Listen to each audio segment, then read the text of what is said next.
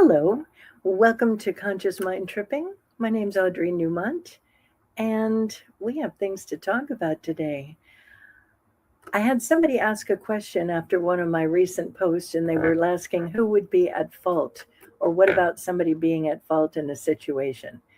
So rather than going in and addressing it with a long bunch of text, I thought I would address it here, but I'm going to start with a story.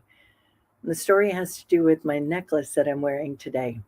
This is called a labradorite, and I saw it once when we were on one of our crystal hunting things, and I showed it to Nick, and I was like, here's my Christmas present. I love it. It's got this beautiful tone of blue to it, and I wear it all the time. And one day I dropped it, and it broke, and it has this big crack in it. And I was like, oh, I can't wear it anymore. And then my daughter said to me, well, I think you can still wear it. Nobody sees the crack, but I knew it had a crack in it. It's like a scar in the middle of this beautiful piece of blue labradorite. And so I wore it once and I was still like, oh, I can see it. And then, as Spirit does, Spirit guided me. And it's like, I made it into this necklace that I'm wearing now. And this scar is covered up by this. So now I can still wear it and it's beautiful. And I've changed it from having a scar to what it is, which brings up the story that I want to tell you and why these things are important, what we do. So when I was a kid, I was in second grade, and my mother, God bless her, she just let us go and do whatever. I mean, she never knew where we were. We would leave in the morning and we would just be gone. And I ended up in my lifetime getting a lot of scars. I've got a scar here. I've got a scar. I've got a lot of scars, but this particular story I want to go into because I think it's important. A lot of us have scars. We have scars that are physical on our body, and we have emotional scars. So, on this particular situation, I was at a friend's house and we weren't supposed to be inside of her house. She brought us into her bedroom, and there were three of us. And so we're in her room and doing whatever. And then all of a sudden, she saw that her brother was coming home. And she was like, oh my God, my brother's coming home. We've got to get out of the house.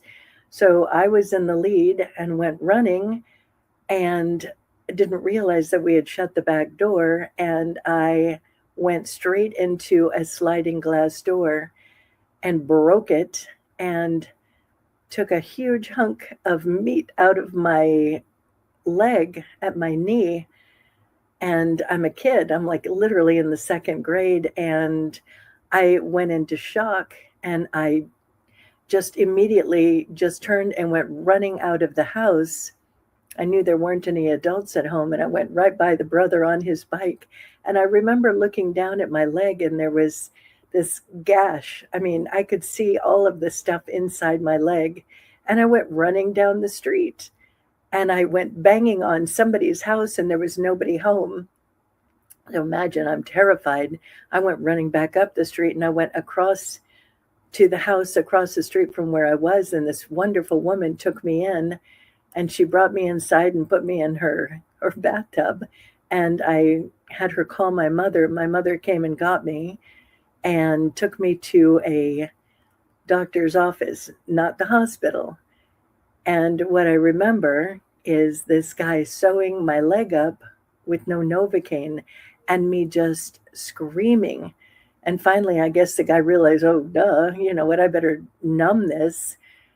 He ended up getting out of the business because I guess he was an alcoholic. He might have been drunk when he was doing that to me. At any rate, I have that scar. There was another one on the other knee and then another one on my back. And there was the trauma associated with it. So here I am, this little kid, and now I've got these big scars, and I show up on crutches the next day to go to school. And, you know, it was quite the story at my school. And for years, I've had these scars on my legs, and people would look at them and be like, God, what happened to you? And it was one of those things where you want to hide it. And like the scar on my necklace, I wanted to not wear it because I see that there is a scar. And so I got to thinking about this, and people carry these emotional scars, and we want to hide them, and we want to make them like they never happened. So we bury them. And in the work that I do, the trick is to not bury them, because even though they're buried and we're not looking at them, they're still affecting us. And when we suppress things, we're suppressing it in our heart. We're suppressing all these emotions. And the heart gets full of these hard to deal with things, and it makes it really challenging because it gets so filled up with the stuff that we don't have enough room for the joy of life. We don't have enough room for all of the beautiful things that life brings. So when I'm working with my clients, I'm encouraging them to look at what we have all buried. So like in this particular situation, I had to, at a point, look at my childhood with all of these scars and why I would be embarrassed about them, why I would be resentful about them. So when that person was asking the question, well, who's at fault? I could easily have gone to, well, my mother. It was her fault. She didn't watch us. She wasn't paying attention. After the first scar, you'd think she would have learned and, been paying more attention, but it just wasn't that. So I can live with my life resenting the fact that she wasn't paying attention and that she let me go out and get hurt time and time again. I mean, I was laughing the other day with somebody. There were some times, especially when we were swimming in the lake that had alligators in it, I could have easily died quite a lot of times, but I didn't. And here I am. So am I going to have my heart filled with resentment, anger, different things of what happened back there? Or am I going to let it go and be in the moment and take responsibility for the fact that I'm here, and take responsibility for the fact that she was just in her unconsciousness and she was just doing what she knew to do. It wasn't intentional. It wasn't to be mean to me. It wasn't to, in any way, shape, or form, not keep me, healthy and safe. It's kind of what they did. There's all these jokes around how we all grew up in the 70s, 60s, 70s. And it's very true. I mean, it's like you go out and you just don't come home until 5:30 or the lights come on or whatever the thing is. We didn't even have lights, I think. So the reason why I say all of this is when we're holding on to what other people have done. I have a picture here that I want to share with you. When we're holding on to blaming somebody or shaming, or in some way, shape, or form, they're responsible and I'm not, then you're in the loop. And when you're in the loop, you're just in it. It's where you're at. They're responsible. They did this. It's their fault. When you can take responsibility and do whatever the tool is to get you moving back on your road again, then you're back on the road and you have an opportunity to consider it a detour. What am I going to learn? How am I going to grow from that? How am I going to dump the trunk? Sometimes you can detour at the junkyard. I got to let these things go. It's no longer supporting me to hold on to whatever anybody has done to me.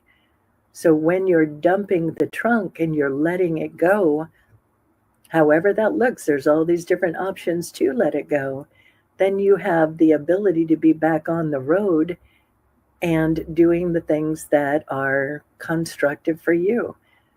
All the different parts of your world, whether it's your love life, your health, your success, your abundance, or just simply things that make you happy. As long as you're looping, you're not doing those things as well. So it's important to really look at where in life you might be hiding your scars. All of our scars are there for a reason. Some of us have scars from childbirthing. Some of us have scars from giving life to another person. We have scars for all these various reasons that are physical.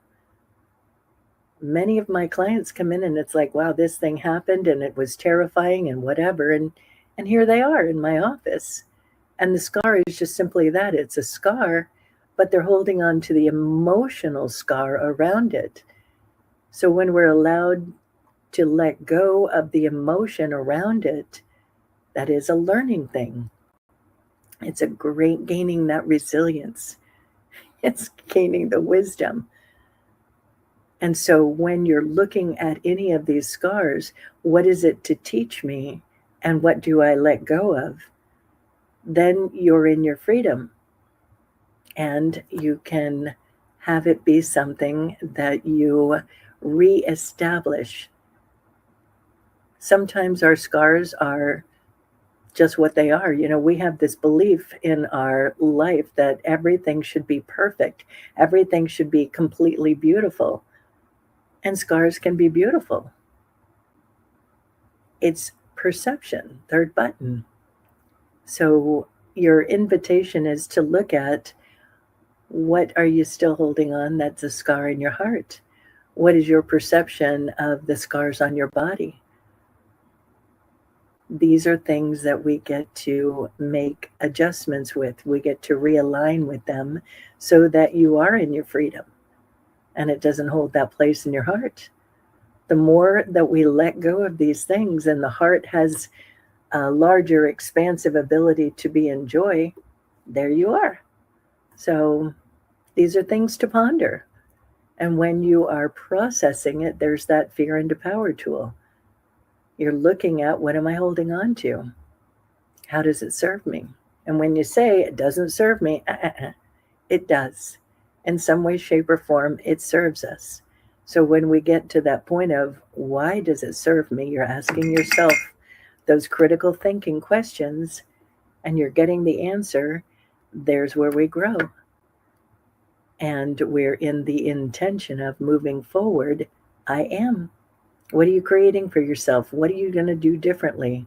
What new actions do you take? So ponder these things and ask questions again in the comments. I like that. But if we're blaming somebody, then there you are. You're in the blame. If you're learning from it and you're having that constructive communication and you're recognizing your part, then you're moving forward. So for that person that asked that question, thank you very much. And I'm hoping that this has answered it. And if it didn't, ask me in another way. So much love to all of you. And I will catch up with you very soon. Take care.